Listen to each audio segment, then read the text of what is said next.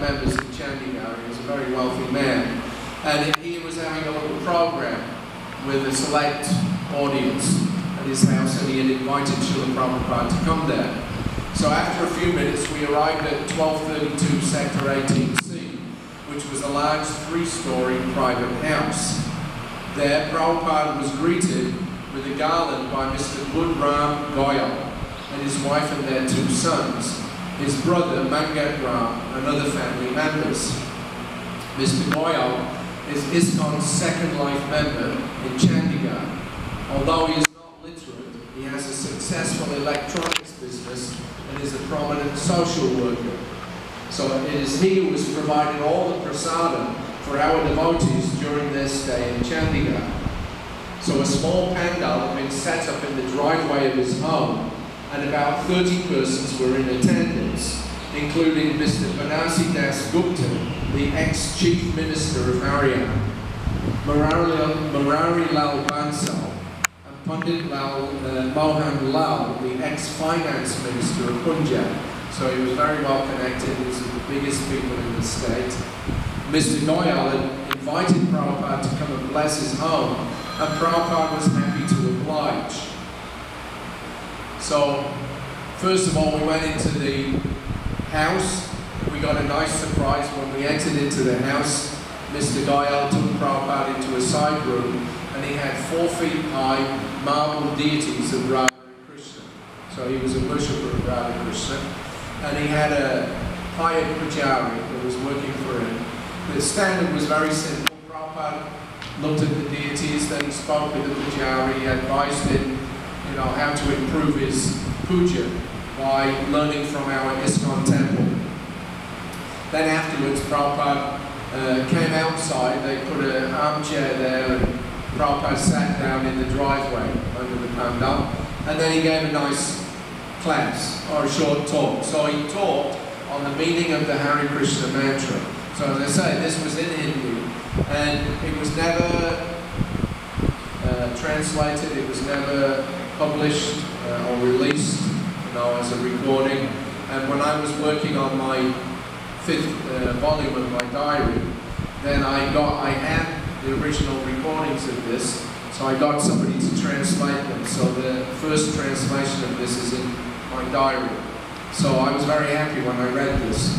So Prabhupada gave a wonderful explication of the meaning and purpose of the Hare Krishna mantra. Hare. Hara means Srimati Radharani, the pleasure potency of the Lord, the transcendental potency. Ram means, so if you use this word Ram, you will get unlimited pleasure. Ramante Yogino Param. The great yogis emerged in transcendental bliss. Ramante Yogino Param. So this is the eternal bliss. So the enjoyment of this material world is only for the time being. It is a shadow of true pleasure. The real pleasure is the Lord. So the meaning of the Hare Krishna mantra is O Krishna, O Radharani, O Ram. So the Mayavadis, they say that the Lord has no energy. So this is false. Actually, the Lord is the supreme energetic. The Upanishads say, Parashya Shakti Vivinaya Shruyate. So the Param Brahma Lord, he has many forms of energy. Chit Shakti, Achit Shakti, and Jiva Shakti. By his Chit Shakti, he has created the Vaikuntha planets. And the marginal energy, the Jivas, are sometimes situated in the Vaikuntha planets and sometimes in the material planets. So they are called Tatastha energy. For instance, there are many people who are devotees of the Lord, and there are many people who do not accept the Lord. So even those who do not accept the Lord will accept Him in due course of time if they undergo the proper guidance. So this characteristic that they are not accepted, but they will accept later on, is called Tatastha. It is not that those who do not accept the Lord, that means the demons and the fallen, that they will remain demons. No, for them, the demigods are there. So the purpose of this Krishna consciousness movement is to convert the demons into demigods. That's it. So as a madman can be treated by medicine, and when the disease is gone, then that same man can be engaged to do anything.